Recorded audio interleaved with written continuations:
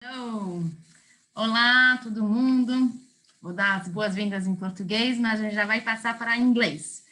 Hello, everybody. Thank you for attending this event. I'm Josephine Bourgois from Projeto Paradiso. I'm in the company of Camilla Larson from the Göteborg Film Fund and Rafael Sampaio, also representing the Göteborg Film Fund. I want to thank everybody. We're very happy to have this panel. It's an honor for us to have Camilla with us, and it's an honor for Brazil to be contemplated in this fund.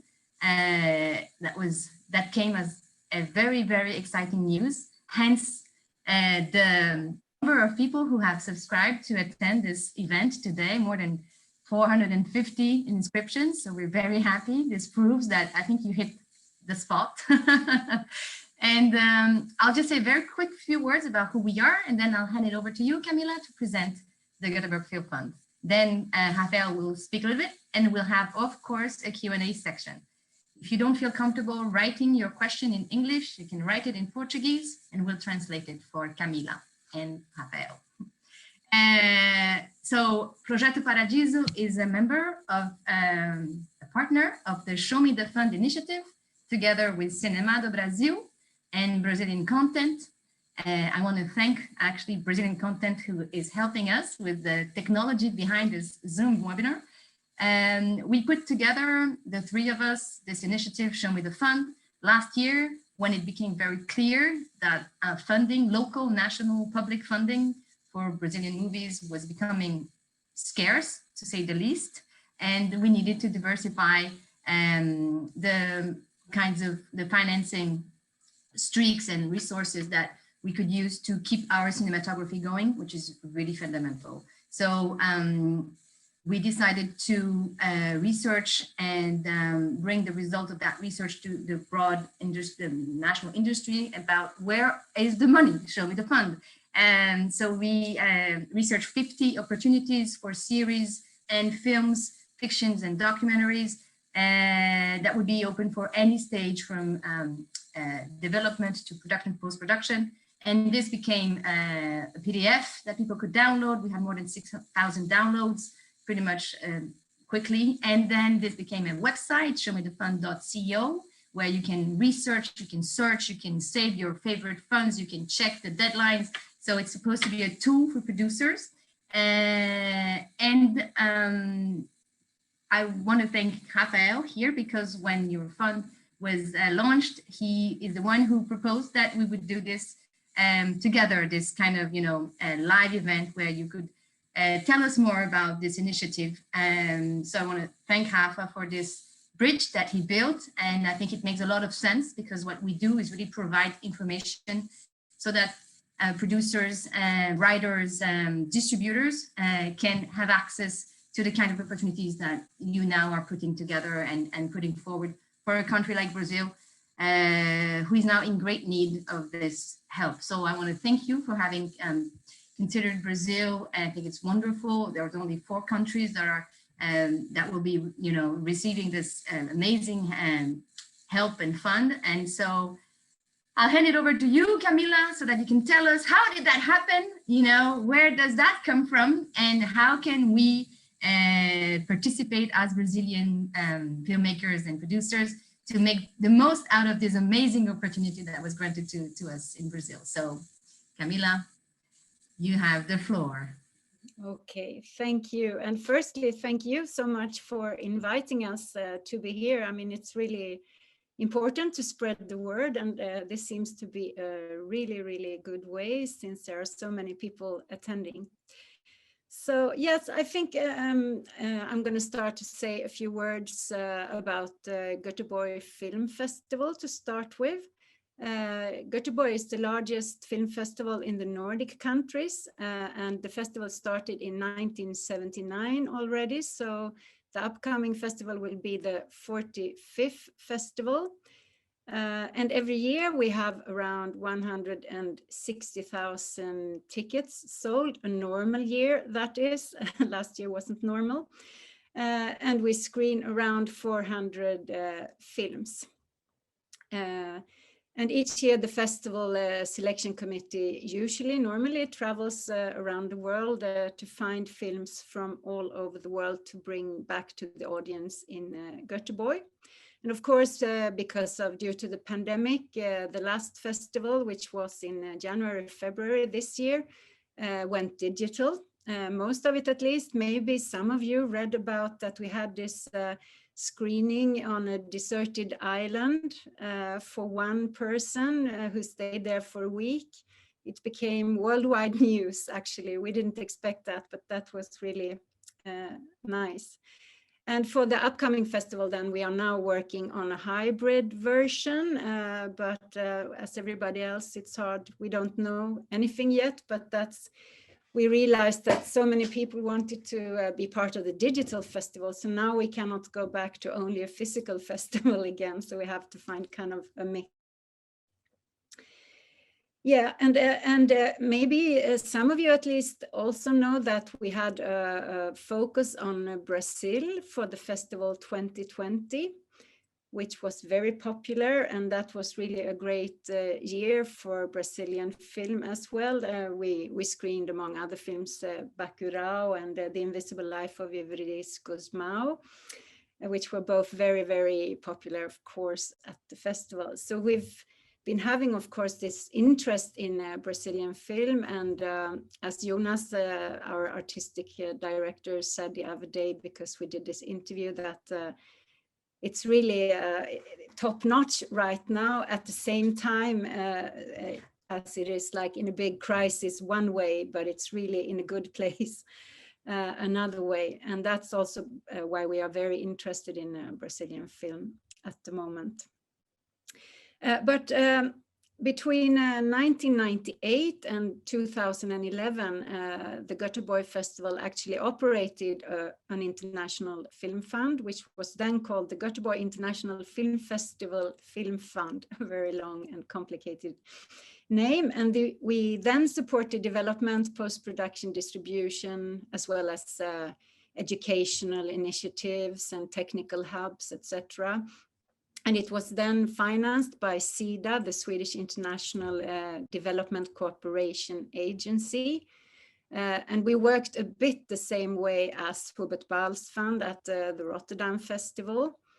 We were smaller, but we had basically the same regulations. And the eligible countries at the time, they were from the countries on the OECD list of the DAC countries, some of them.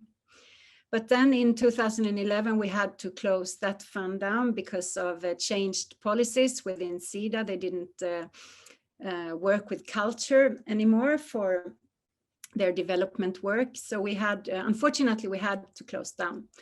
And that's 10 years ago. So this is kind of a jubilee then to be back in business with a new fund. And this time it's like a pilot study we are doing. So that's why it's a one-year initiative. And now it's financed by the Foreign Ministry. And it's a project then financed because the government, they have a democracy focus to strengthen free speech all over the world, basically, and to work for that. So it's within that focus we got this financing this time. But then, of course, we will also during the year work for long-term financing for a permanent fund. So that's our goal. Then it will look different than this year initiative. But for this year, we have then chosen to work with, to target four countries or regions. So I have this little keynote, so I think I'm gonna share that with you now while I am speaking. So let me.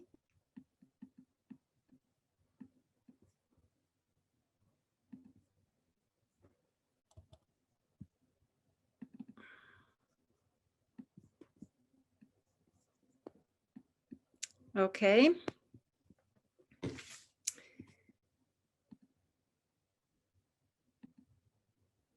So, as I said, the festival, Göteborg Festival, is the largest film festival in Scandinavia. And let's skip to this, Göteborg Film Fund 2021. We support 4 countries or regions, and as you all know, because that's why you are here, Brazil is one of them. The other ones are Kurdistan, meaning Kurdish filmmakers in Turkey, Syria, Iran, and Iraq, and Sudan and Ukraine. And when we chose the countries, we did it because we wanted, firstly, it's countries that we think are really interesting in terms of their film scene and their film culture. And secondly, we were really looking for countries with different kinds of different countries, different sizes, different economies, and different kinds of challenges, to really be able to get something out of this pilot study to then keep on like working and finding ways to work in the future as well. So we support the development, post-production, and innovative distribution. And I will go more into detail for everyone. But the overall regulations, guidelines say that we can support feature-length films, and that it can be fiction, creative documentary, or animation, as well as independent series. And you can apply as a director, screenwriter, and then you have to be from the eligible country. You can also apply as a producer, and the main producer has to be from the country. And we also want at least most of the spend to be in the country. Which seems reasonable, I think. And then we have the development support, which is actually open for submission as we speak until the 10th of June. So you have to hurry up. And development support is done in 2 phases. So you apply for phase 1, and that's what's open right now. And then we do a pre-selection, and then we contact everybody who kind of moves on to phase 2. And there for phase 2, the phase 1 is kind of simple. There is an application form, and on the website there is a list of the things you have to send to us, but it's basically the director's biography, the statement, kind of not so complicated, the development scheme, the development budget. But no, not so. We want to make it kind of easy and easy for people to reach us and to apply. But then for the second phase, and that will happen like a week approximately after the submission closes. So right after June 10th, we will contact for phase 2, and then we will also ask for some additional information. Like the treatment, for example, and a more detailed budget and financial information. I'm not going to say like all the details here because that will be quite boring and you won't remember anyhow, because of course all the details are on our website. But in terms of the timeline for that, then you will have a week to send us the additional information. And then we are planning on announcing who will get the support for development in the first part of September.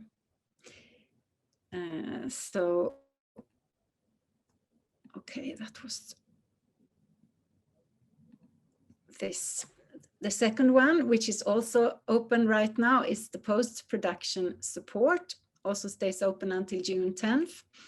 And then there's only one direct phase. And for the post-production support, we want to see a rough cut of around 30 minutes, subtitled, but it could also be excerpts. So it doesn't have, I mean, we prefer a rough cut. I mean, the more the merrier, and the more edited, the better. But if you don't have a rough cut, you can also send in excerpts from the shootings. And yes, I didn't say about the development support. The maximum amount is 100,000 Swedish kronor, which equals around 10,000 euro. And we use Swedish kronor because of the exchange rates, because if they change and we speak about dollars or euros or something else, we can lose or earn money depending on the exchange rates. And the maximum amount. And ask you for the development. Somebody's asking, do you need a producer attached to the project? Not in the first phase. So if you apply now and you don't have a producer right now, you can still apply as a director or a screenwriter. But then for the second phase, we would need somebody attached. But then you'll have like some weeks to find somebody. Yes, and the maximum amount for post-production then is 350,000 Swedish kronor. And for post-production, we are planning on announcing the supports on an ongoing basis, because we know that maybe if you're like in that stage, you are really in a hurry. In another way, you want to finish your film. So we actually plan to already in mid-July to announce the first post-production supports, and then on an ongoing basis up till the beginning of September. So maybe there will be some news for Cannes, for example. Could be nice.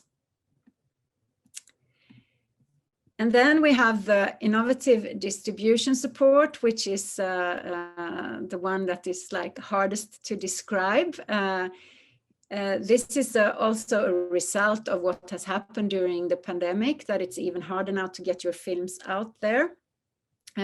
So this is an experiment. We don't know what to expect. We don't know really what we want you to send in to us. It could be like all different ideas. And here you can apply as a screening organization, distribution company, producer, production company from the eligible country. And as you can see there, we want it to be innovative and like new inventions, but also possible to actually make happen. So like no big fantasies, but more practicability will be considered. And the maximum amount here is 200,000 Swedish kronor. And this will open in July, actually during Cannes, for submission, and stay open for 1 month. And there we are planning to have the decisions done in September, the latest October, beginning of October. So I'm really looking forward to, because we are like open to any ideas. I mean, it could be like a new streaming platform for a specific country, but it can also be like a moving cinema traveling around, or it can be, I don't know, a tour with a group of filmmakers going to different places. It can be, I don't know, because I mean, you have all the ideas out there we are hoping for. So here you can like really feel free to experiment with ideas.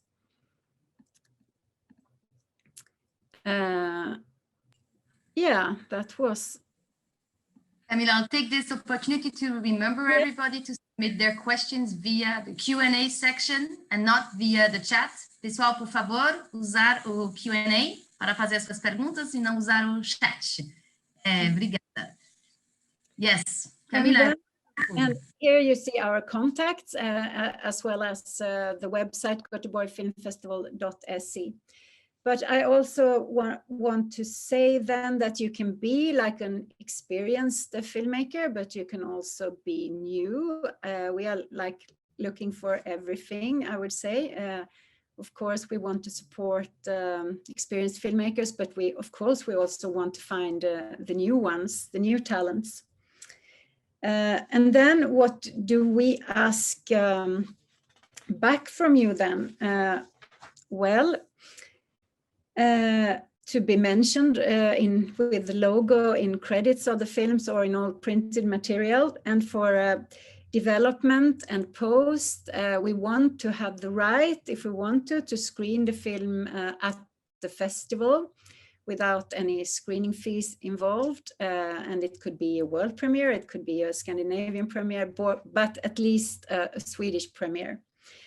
And then also for post-production, we want to have the non-exclusive VOD rights in Sweden, because we have our own screening platform, Draken Film, which is actually growing quite a lot during the pandemic. And it was really nice to have your own platform when we had to go digital, I can tell you. So that's what we ask back. And last but not least, also a report on everything what's happening with the project or the finalized film. Because since this is also a pilot project, we also have to make a really long written report at the end of the year. So we want to know everything that has happened or will happen in the future with your projects. And for the upcoming festival, of course, we will be highlighting this project with hopefully some films ready, which will be screened, but also in panels and in the seminar program. Yes, I guess that's about all the hard facts. So maybe, and then of course we have, I should say something about the selection process as well, because we have a pre-selection group consisting of me and some other people from the office, programmers and the artistic director. But we also have a correspondent, an expert in each country. And for Brazil, it's Rafael.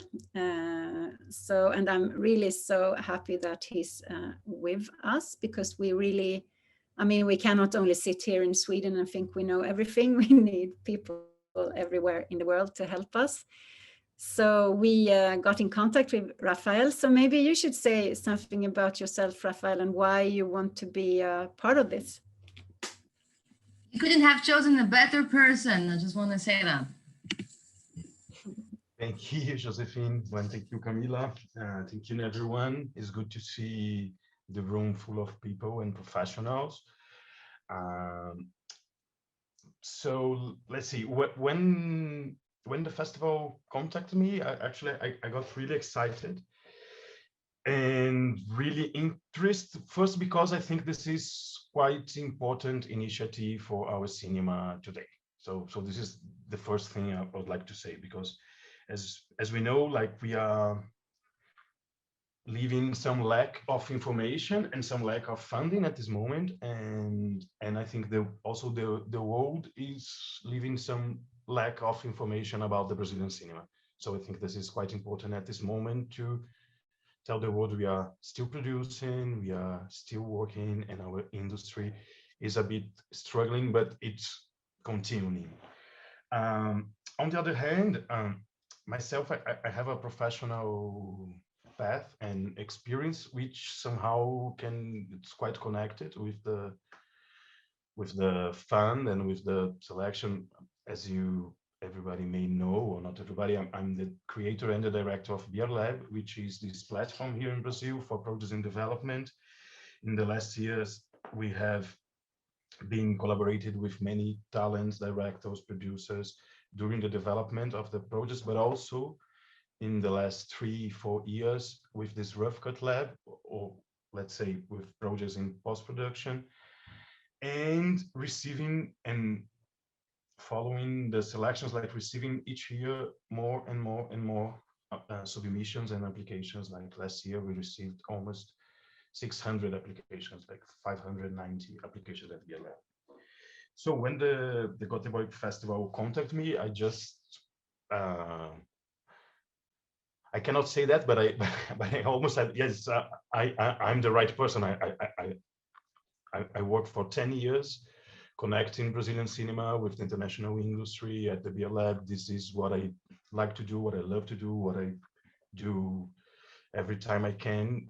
So for me, this is quite exciting to cooperate and to be part of this pilot study, and to help also to understand how to make it more permanent, because this is quite important. Also, it's quite exciting for me to work with colleagues in Kurdistan, Sudan, Ukraine, and to connect our cinematographies and understand how we are connected internationally, also with the cinemas. I know the festival for many years. The festival is super important. I knew the retrospective that the festival did last year. It was very important internationally. So I think as a Brazilian, it's also an honor to be part of the fund. It's a joy. And to explain a little bit, I think this is also important, what's my role as a correspondent. The idea and also the invitation of the festival is for me to help with the information and to spread the word here. And mainly, and what I think is quite special, as Camilla said, is to connect with our professionals and our industries and everybody here. It's like to have a real connection from the fund with our industry. So to answer for questions like, for example, at this moment, I'm just seeing questions popping up, and I think there are like 65 questions down here. But also by my email, people can write me. My email is in the page, it's the website, and you can write me in Portuguese, and we are in constantly communication with Camilla and the staff. So I think this is quite important, because the fund was started and created to attend us, the Brazilian industry. So it's very important that we have an easy flow and communication. Let's see. I think that's it. Wonderful. So well, I can tell you there are many questions in the Q&A section of this webinar. So I think I think it was extremely useful, both of you, and I think we should just dive in the questions. I think people are anxious, and as you said, Rafael, this is only going to be as good as, you know, as people understand how it works and feel part of this initiative. So I'll just dive in. Claudius wants to know if you have if you're waiting for a specific theme or approach in the projects that are submitted. I understand this came from this free speech and diversity kind of context. I think it's a good question to be answered first, maybe. Yeah, it is really a good question, and I've gotten quite a lot of emails during the last 1.5 weeks as well, and that question is also popping up there. No, it doesn't have, your films, they don't have to have like a special theme. The artistic quality is always the most important thing when we judge them, and the strength of the story. So it doesn't have to be about democracy or freedom of speech or anything like social matters in that sense. No. Okay, yeah, I imagine you have had this question before. So there's specific questions. Can the director and writer in the development fund can also be the producer? Yes, basically that's possible. Yes, that's a smart solution, of course. Sophia Bickerhauser is going to be very happy. How many projects will be selected from each country in each category? From Lisa Guarilla. Very good question. And the answer is, we also trying to find answers as we go along as well for some of the questions. We haven't decided exactly how much money will go to each country or to each category. We will see. I mean, our plan is to try to make it kind of even, but it depends as well on what kind of applications we get. I mean, of course, we will get more applications from Brazil than the other countries. I'm quite sure about that. And that doesn't necessarily mean that more money will go to Brazil. So we are going to try to keep it kind of even, but we haven't set on a sum in that sense. Yeah. Okay. How many projects? I didn't even say how much, because in total we have 4 million Swedish kronor. So it's not like really very, very much money, but it's still 4 million Swedish kronor, like 400,000 euros. So that's the total amount for this year. Yeah. Yes, 400,000 euros. How many projects can a director or producer submit? There is actually no limit. If you're so very productive, please welcome with all the applications. We don't have a limit. But the one thing is that you cannot apply with the same project for different categories.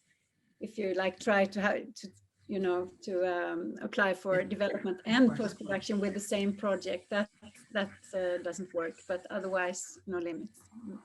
Okay. A very specific question from Felipe Felix. Do you accept 360 films? I just saw it there. Yeah, my answer has to be yes. We do. Okay, good. From Fabiana Assis, what do you expect from a director's statement? Should she talk more about her project or about herself as a director? That's also a question that some people already have asked. That's I should say a choice of the director. It should be I think it should be why you have this passion for the project. I mean, we want to feel why the project is necessary for you to make. I think that's what I'm looking for. But then that of course depends on what is the most important for you. But there's no form that is this is the way it should look. They can look quite different. Or what do you say, Rafael? You had also a question about that. Yes, I think it's a very personal statement, actually. So that's why there's no way of doing it. I think it's important to say what, how, and why, let's say, and then you write as you wish. Yeah, I would say that. These Rafael questions are for both of you. If you want to jump in whenever you want to compliment.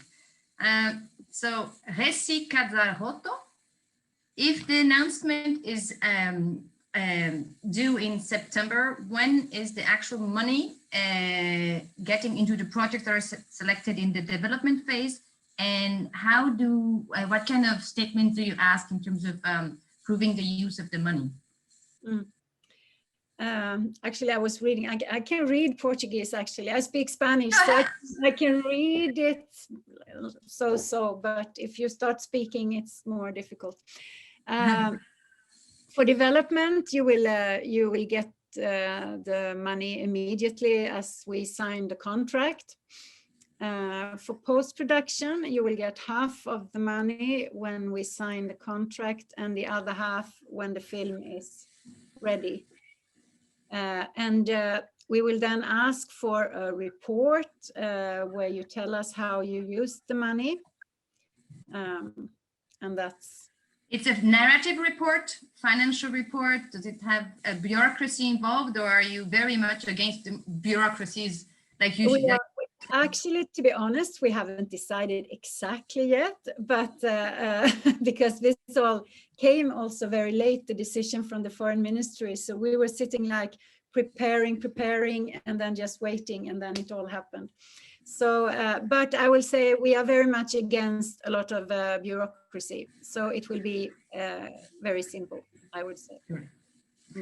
Makes a lot of sense. It's wonderful to be able to see a fund in the making, as it seems like we are, and we're just, witnessing this burgeoning initiative. It's wonderful. It's very exciting, I have to say. Yeah, it's very nice because I also worked actually with the old fund, and then in the end of 2020 we did a written for study for this project, and then I interviewed the managers of the other big funds, and they were kind of, oh, how nice to be restarting and not having to do in a special way. So yeah, it is really exciting. I hope you also I hope you spur this want in other institutions. Maybe they'll get inspired and more funds will then be created. I think people are a little bit, just want to, I think you went over this, but maybe to be very precise about the schedule. So when will the people, when will people know about that they have been selected in the first phase and that they're moving into the second phase? We closed the submission on the 10th of June. And then we are actually planning to work as fast as we can. So let me see what I wrote here, because I really had a good plan about this.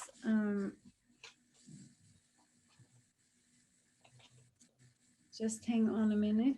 While you say that, while you look for it, I have to say, Rafael, you're right, Rafael Machado. We are saying films, but we should be saying films and series. So yes, it's films and series. My bad.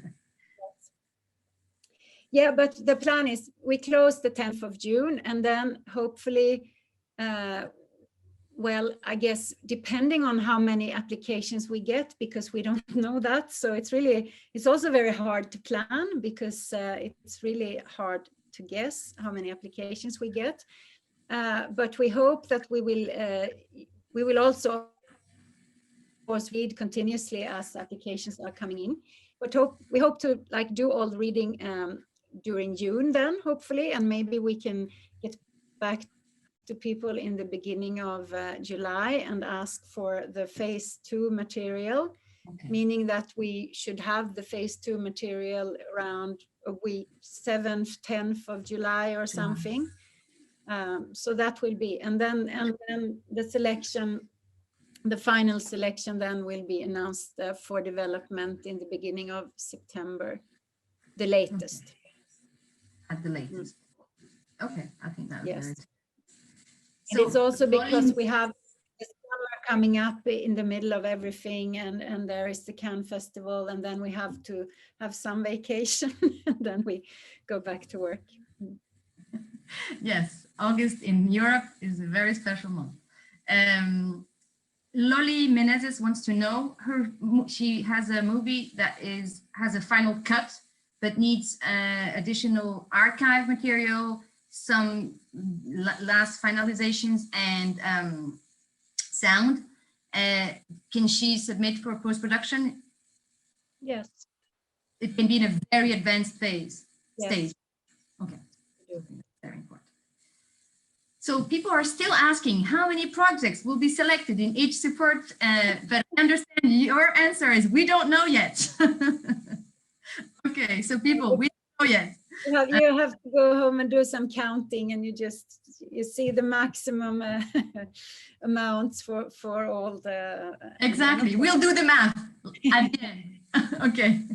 I don't want to say anything, because then we will try to keep it as even as we can within the countries, I would say, but with some,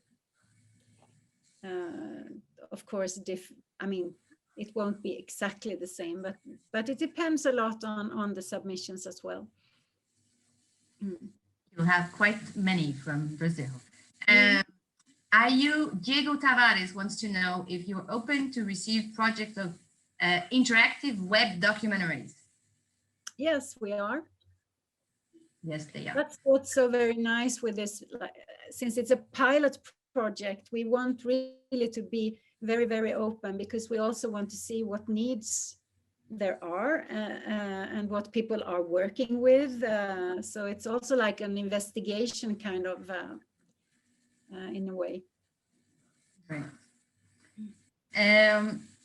Carol Benjamin, wants to know, do we need to show a teaser on the second phase for the development fund? Did you get that? No, you don't need to show it. But if you have earlier films, short films or feature films or whatever, we would like to have links so we can watch those, but you don't need to have a teaser. Okay. Octavio Tavares is worried and wants to know one thing. I think you kind of touched upon that, but I think it's a good point to stress, which is how much experience do you expect from producers? He's actually referring to the post-production. You mentioned this, maybe more about, you know, the development and the screenwriters and directors, but what about the producers? Do the producers need to have a strong CV and a lot of experience for the post-production line, or how much will that weigh on your decision? Well, for post-production, we are asking for, except for the rough cut, we are asking for a total budget and a financing plan. Also, producer statement and some information on the producer. But I would say we don't, I mean, that depends on the project, I would say. I mean, if it's like a huge project, very, very complicated, then maybe we will look more upon the experience of the producer. But if it's like a smaller film done in another way, it's a different thing. So it won't, I mean, we won't look at the application and then look at the CV of the producer. And if it's like very short, just put it to the side. That's not how we are going to work. So it's really worth applying anyhow. Good news for Otavio. Gabriel Barbosa wants to know, will the distribution, I think about the third line, I'm not sure though, maybe it can be for the others, will it have to be in 2021? When it happens, no, it doesn't, no. Okay, so you have expectations in terms of when the movies have to be released or distributed for any of the lines? No. Okay, good, okay. Oh God. There's a lot. There's another question here from which somehow is connected. If people were asking if the rough cut should must be subtitled, I would say yes. Which means it's at least a 30 minutes rough cut. I can help you a little bit if you like. For example, there's another one. Okay, you have here. Okay, wonderful. No, fine. There's another question asking if the films need to be totally shot in Brazil. Actually, this is no, only the artist. And he wants to know if Brazilians living abroad are eligible. Is that the same question? No, but they are related. This is a good question as well. Okay. And they? We are. Yes, you can apply if, yes, we have decided to, that you can apply if you are living abroad, but you are from Brazil or Brazilian. Yes, so that's possible. Yes. But then we would, in that case, we really would like most of the money or the money to be spent in Brazil. So that would be taken into consideration if the person lives somewhere else, I would say. Okay. About the creative distribution, some George Grinspoon is asking, would you take into consideration of mostras from, festivals, mini festivals that are linked to a pre-existing festival? Yes, that could be a thing. Yes. And I didn't say also, it could also be making Brazilian films available in Brazil, but also all over the world. Oh, okay. So creative distribution worldwide. Yes. Wonderful. As long as the films or series are Brazilian. At first, Monica Frota is wondering, do you need to always have some kind of company attached, or can you submit as a person, as an individual? Yes, for development, you can submit as a person. For post-production, you need a producer production company. Okay. And I guess because of the HBF experience, the Hubert Balz Fund, Alex Levy-Heller is asking, do the projects have to be related to Sweden in any form? Do we need a Swedish co-producer? Do we have to film in Sweden? No. Nothing. No, no, you don't need that. Okay, actually, Beatrice. Yeah, you can have co-producers from other countries, of course, but we want the main producer to be Brazilian. But we have no and no prerequisites. No. Okay. Beatriz Cravero just asked. Sorry, there was another question from Ana Dandara asking the same question if there is if they need a local co-producer, and I just answered here in the chat that no, there's no necessity. I'll try to answer some of the questions because they are popping up a lot.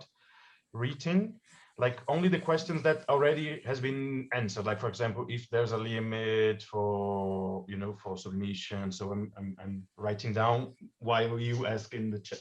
Wonderful, online. Great, thank you so much. So tell me if I'm saying something that you've already answered to, because it's wonderful that we can double up. It's interesting because Beatriz Cravero was asking if the Creative Distribution Fund was only focused on Brazilian audiences, and you just answered that saying no, it can be global. She's wondering if there's like an idea of if you will ask for more than general idea and budget, what you'll be asking for that line. Yes, let me see, I have there. We are, well, no, I didn't have it. Well, I remember, I think basically what you have to have like project description, a budget, and then you have to some information about organization submitting the application, of course. And I mean, that's basically what you need to have to apply. So it's also not very complicated, actually. So we don't want to, like, stop the good ideas with a lot of paperwork in that sense. We thank you for that. Gustavo Vinagre is wondering, maybe you answer that one, Rafael. For the development fund, you're asking for a budget. Is it the production budget or just the budget for development? Yes, the development budget. Just the development, but not the production budget of the whole film. Okay. Because we are thinking that some projects, I mean, can be at the very early stage, and you don't even, I mean, you aren't that far. You don't even know the production budget. So, but the development budget, yes. There's another question regarding the development fund. If there's a time limit to finish the film, I understand that there's a time limit to finish the development. So there's a time limit that we still don't know yet to send the script and all the material to the Göteborg, no? No, I mean, we haven't any like set time limits in that sense. I mean, and I also think for development, and that was the same with the old fund.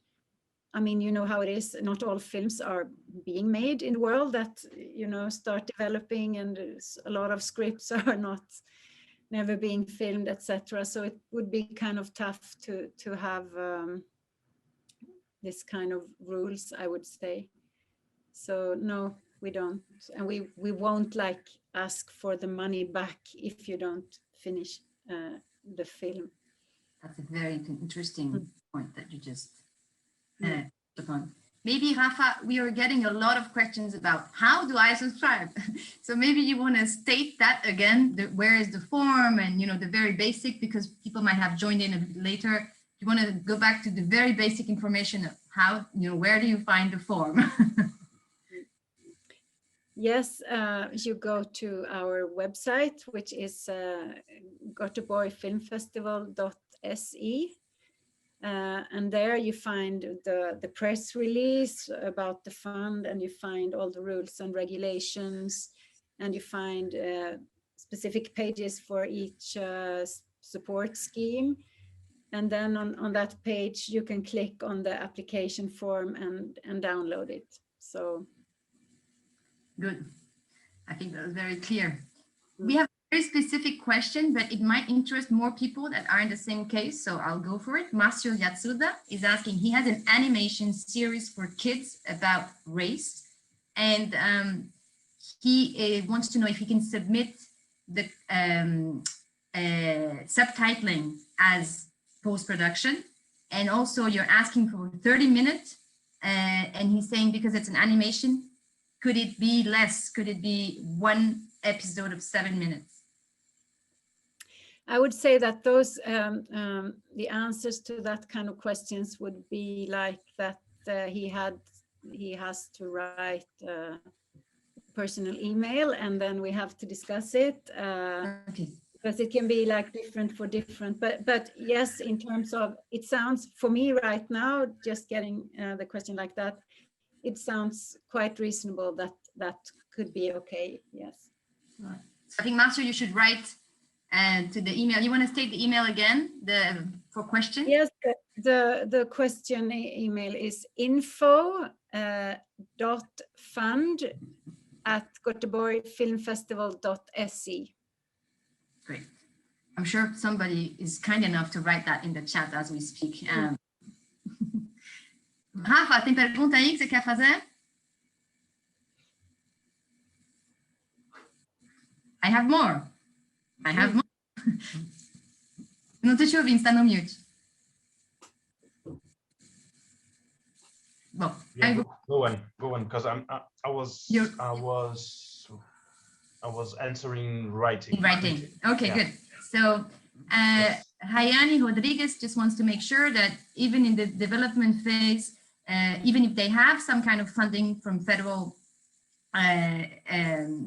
funds, they can still submit, even if there's already money attached to the project. Yes, definitely. Yeah. Okay, good. I think Diego Tavares is asking the question that Rafa just asked. What, Manu Costa, what are you looking for in the visual materials? Does it mean like in the rough cut, or what we want to? He put visual materials in quotes, so I guess he's getting that maybe from the form. Yes, because the rough cut is kind of the only visual material that we are asking for, or he can mean that we ask for maybe previous works, but I guess for the rough cut, I mean, it's to see, then we will get an impression, of course, of how the film will be. So that's for us, I mean, for the post-production support, that's the most important part, of course, of the application, to give us an idea of how the finalized film will look. And then in the second phase for development, we are going to ask for the visual concept, and actually, but it's a written text from the director, right? It's not a visual material. So there's a lot of people asking the same question. So that's I'm just seeing that they are popping up again. So we can answer a lot together. If there's a need for having any kind of financing or money in place for the development fund, I would say, let's say that no, there's no necessity of having money in place for the development fund. And there's another question from Paula Plipas, which somehow is connected, which is the other way, which is if a project has already a development fund, but it still needs money for rewriting or for development or to visit markets or to make connection, to find funding. Is it possible that one project we've already funded for development to apply for, to complement this funding, this development? Yes, I mean, if the money, the development money you have is not enough for the development you want to do, it's totally possible. Yes. Okay, and then Manu Costa just explained her question. So she just said that she was asking if they can send visual materials for development as it not requested. This is the question. Okay. Yeah, I mean, as long as you send everything else that we ask for, of course you can add, if you have visual material, of course you should send it. We have two questions about the creative distribution, because I think it's the original, you know, it's the unusual suspect. And so Marcelo Lordello is wondering, would you give us an example of what you understand by creative distribution, innovative distribution?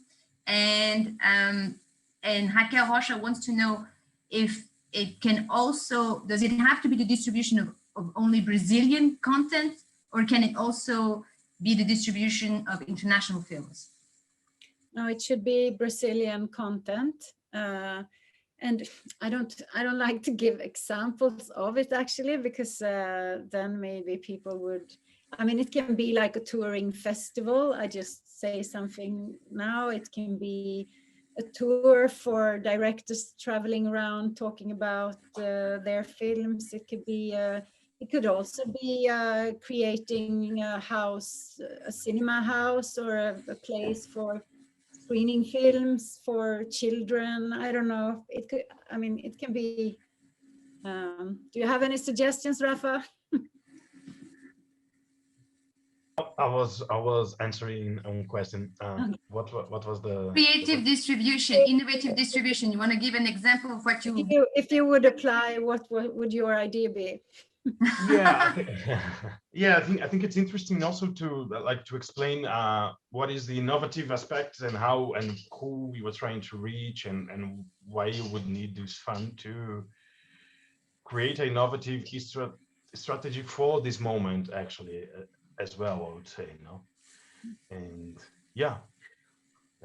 I think a good thing maybe to start thinking is what are the problems with distribution, and how could this idea make it easier or better or something new?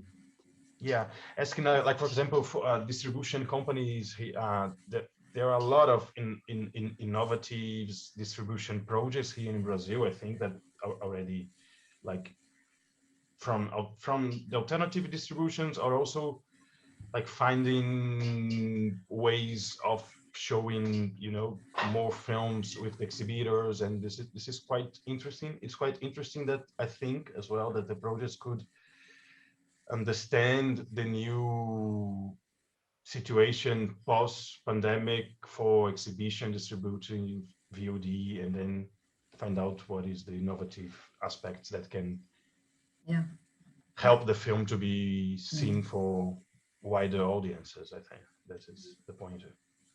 People were also asking if I would be totally available for helping, and I would say, okay, yes, I am. I would. Don't worry. I think we were getting the sense from the Göteborg Film Fund that they're extremely open to questions, and the fact that you had to kind of come up with this in maybe a rushed way, meaning it's good because you don't have set limits yet, and you're also very open to, I think, being creative about your answers to our questions. So it's wonderful. I think we're almost there. I have another two things I would like to say to ask. So they're asking us to repeat. So I'll have you repeat that a producer can submit a number of projects. There's no limit to the number, but they can't submit the same project in both or the lines. So would you want to state that again so that it makes it clear? That's right. Yes, you can submit how many projects you want, but not the same project to both categories. Yes. Tatiana Gias wants to know, is there any exclusivity as in regard to other international funds, or can I apply to different funds at the same time as I apply for the Göteborg Fund? Absolutely. Yes. Okay. So no exclusivity. No. Great.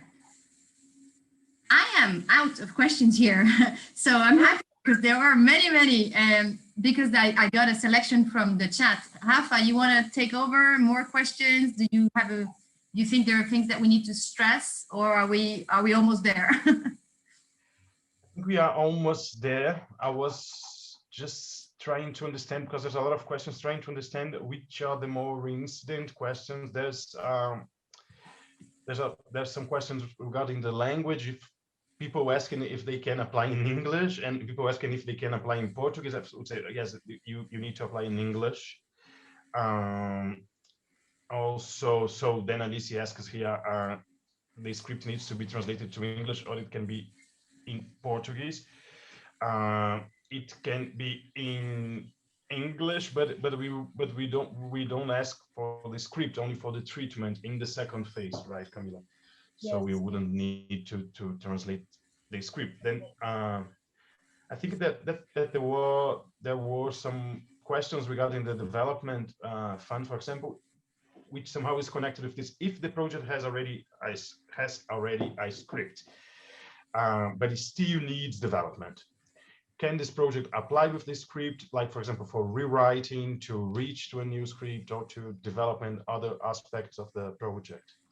Yes, we are considering, I mean, development can also be that you have a ready script, but you are, you know, you can work with the casting, or you can do other stuff, research, you have to travel, or you have to prepare like a teaser for going to festivals, participating in pitching forums to find financing, etc. So it can be actually any stage in the development phase, I would say. Yeah. There are also two interesting questions. One, if a film is already had already premiered in a festival, can this film apply for the post-production? I would say, okay, I don't understand, but for or only for distribution. So no, now I understood the question. I think it's only for distribution, right? Because if the film is ready and already launched in a festival, I would say. Yeah. Yes. And also in the post-production, there are some people asking regarding the minimum of 30 minutes, if this is something that could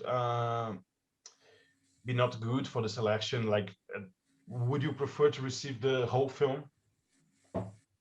This is the question. If there is a rough cut of the whole film, yes, of course. I mean, yeah, the more the better, but minimum 30. I guess you answered that now when you were talking about film, but I just want to make sure we make it very clear for Sofia Wickerhauser. It's also, no, sorry, for Jesse Casarotto. If you have a series, it can be, does it have to be an original, or can it be the sequel of an existing series? Good question. Yes, I guess it can. Yes, it could be a sequel. Okay. And also for the previous question, that if you're making a series, then of course this 30-minute rough cut, that's like for films. So if you are making a series and you are applying for post-production, then you can just email us and ask and tell us what you have, and we can discuss what will be enough to see.